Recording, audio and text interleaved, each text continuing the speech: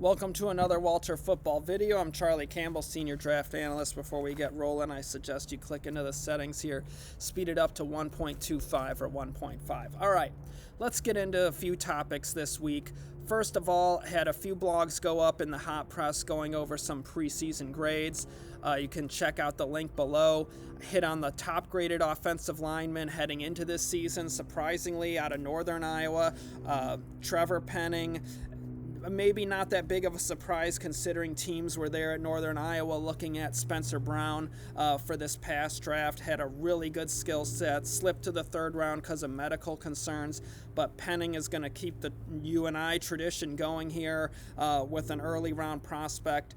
Scouts really had a nice initial impression of him, and the numbers definitely passes the eyeball test. 6'7", 329, almost 35-inch arms, over 10-inch hands. Have him running the 40 in 5.20 seconds. It's an excellent time for a 6'7", 330-pounder. So it'd be interesting to see how he does this season, but really at UNI with that schedule, it'll be more interesting if we get him at an all-star game, if we can see him at East-West Shrine or Senior Bowl, where he's going to see better competition, test him against speed rushers that are better than what he saw probably during the fall. That would be excellent for evaluation purposes, but he's definitely an offensive lineman to keep an eye on for this upcoming draft. Now, non-pass rushing linebacker, another guy from Penn State. Last year we had Micah Parsons. This year it's Brandon Smith. He played really well last year when Parsons sitting out in the shortened Big Ten season. Smith had a big presence, was all over the field, made plays in coverage, and like other guys coming through the program under James Franklin, got a big-time skill set. They have him at 6'3", 240, running the 40 in 4.5 seconds. He'll probably, with combine training, it could shave time off of that and end up in the 4.4s, 4.3s, the way Micah Parsons and Jason Oweh blew away their workouts this past spring, and kind of keeps that tradition going. Recently under James Franklin, he's had a ton of freak athletes just test extremely well. With aside from those two, you think of Saquon Barkley, even Troy Apke, among others, test really well. So I think Smith has got a ton of potential. I really liked what I saw of him in the early going here before we get into the season, but I think he can build on last year, and I think he can end up really being a fun player to watch and a really good non-pass rushing linebacker. So those are a few blogs we've had go up recently. You can check those out. But let's get into another big topic that's going to shake up the 2022 and 2023 drafts, and that is Deshaun Watson and the potential trade from him leaving Houston. Texans are willing to listen to offers now. He reported to camp. Looks like the legal and civil situations are slow rolling so much that a deal could go ahead and happen at this point. So the Texans want 3 first-round picks. Obviously, that is a huge price to pay. At a minimum, it sounds like they want that and more. So that's going to limit the amount of teams that are really going to be into having this discussion. So let's look at kind of the top 4 candidates in terms of ammunition to pull off the deal. 1, you got the Detroit Lions. I don't think that's going to happen. The Lions do have the most ammo. They have 4 first-round picks in the next 2 drafts. But I just don't see Brad Holmes, their new GM, giving up the farm for one player. They have so many needs on that roster. They have bigger needs than quarterback because they have Jared Goff. While he's not a world beater, he got his team to the Super Bowl just a few years ago. He's still young, and if you give him a good defense and a running game, he's been good enough for the Rams to win with and make it to the playoffs, 3 years with him as a starting quarterback, and he's been in the league only 5 years or so, 2016 draft. So they have bigger fish to fry, and I just think that Detroit, probably with this new regime, they're looking to build up the talent on that roster all around, and they wouldn't just sink all those resources into one player as good as Deshaun Watson is. So that's one team, but let's put an X over them. Don't think that's going to happen. So now another team that I think is similar would be the Jets. The Jets have a ton of resources. I mean, they have 2 first-round picks next year. I think 2 second-round picks at this point. They have other day 2 ammunition.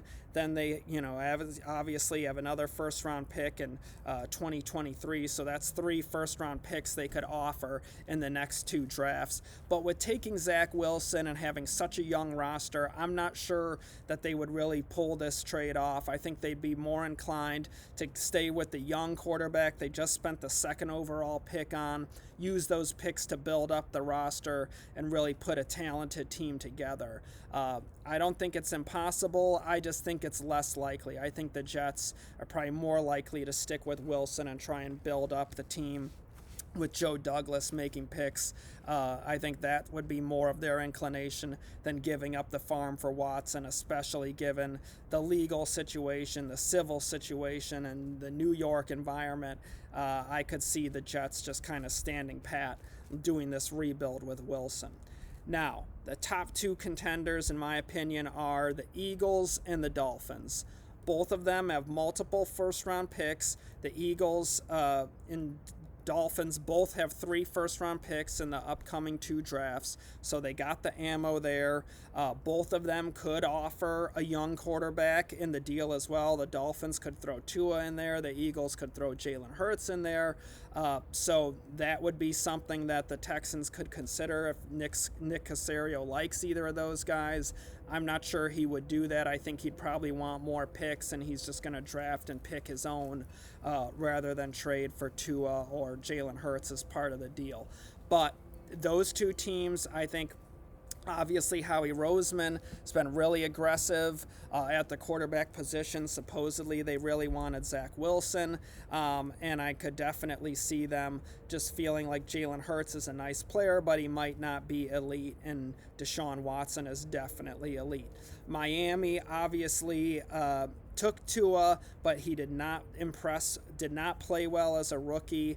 And I think for the Dolphins, Stephen Ross is a very impatient owner. I think you look at the job that GM Chris Greer has done and head coach Brian Flores, they've done a really superb job with the roster, building up the talent. The quarterback position's the one that seems to be a bit of a question mark. They gave away Ryan Tannehill for nothing, and he's won a bunch of playoff games for Tennessee since they dumped him. Tua did not play well as a rookie. Justin Herbert, who they passed on, played really well. So this quarterback evaluation is not looking great for this regime. And I know I've heard that there are grumblings about Stephen Ross being frustrated with that.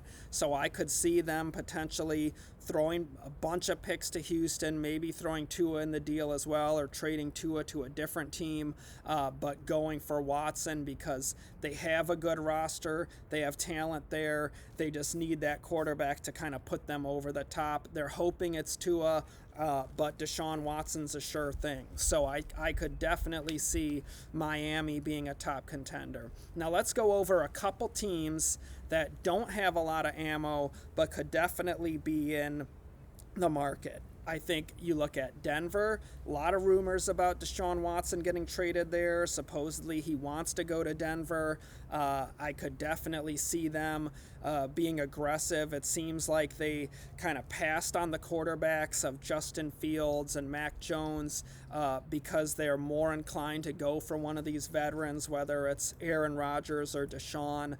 I could see them just being aggressive for one of these 2 guys, but the rest of the roster is strong, looks ready to win now, so they could maybe be willing to give up more picks because they feel like we have a strong roster enough where we don't have to have these picks. We get an elite quarterback, he's going to put us over the top.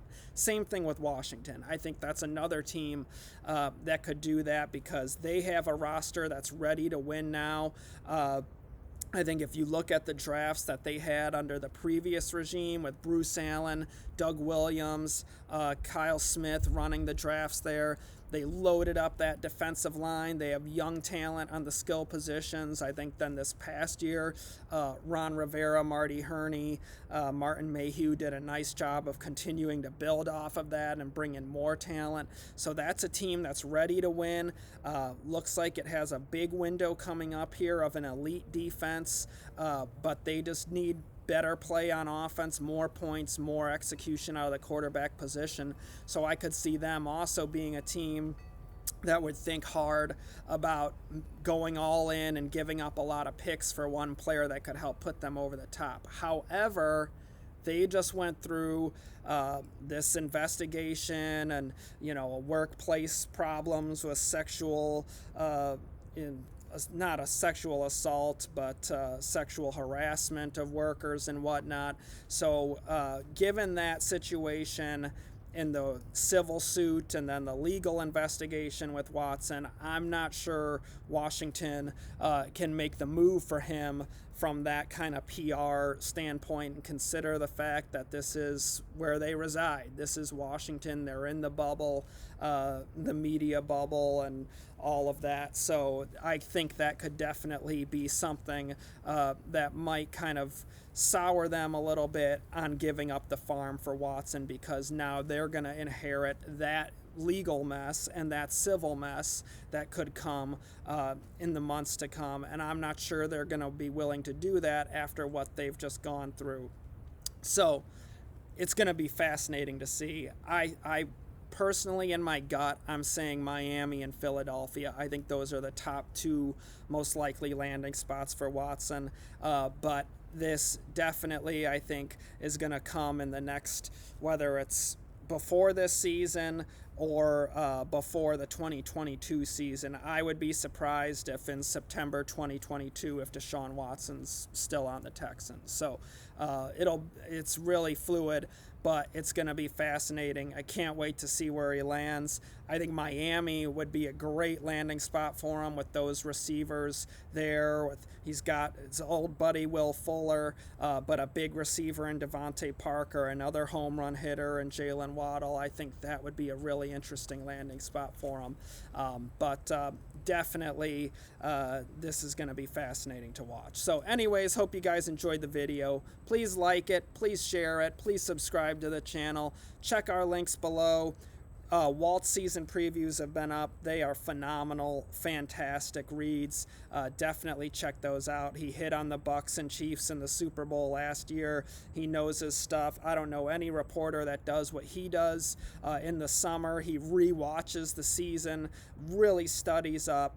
Is just, those previews are phenomenal. So check those out. And of course, we got updated position rankings from going over the team's preseason watch list, mocks based off of that, everything.